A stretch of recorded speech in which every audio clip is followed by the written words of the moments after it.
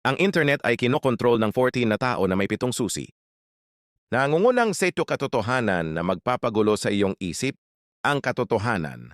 Ang pangunahing seremonya ay nakatayo bilang isang pagtitipon na minsan ay natatakpan ng lihim at ngayon ay marahil ay mas mababa kung saan ang isang piling grupo ng mga maimpluwensyang individual ay may malaking kontrol sa internet.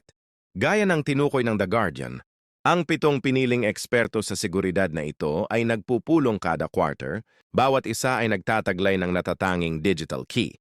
Konsyerto, ang mga key na ito ay bumubuo ng isang master key o isang mahalagang bahagi sa pamamahala ng isang sentral na mekanismo ng seguridad sa core ng web.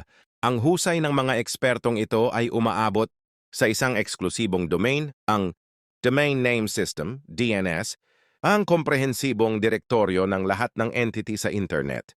Ang inisyatiba na ito, na binalangkas bilang bahagi ng isang pandaigdigang pagsisikap, ay naglalayong palakasin ang buong sistema ng domain name na palakasin ang pangkalahatang seguridad ng internet.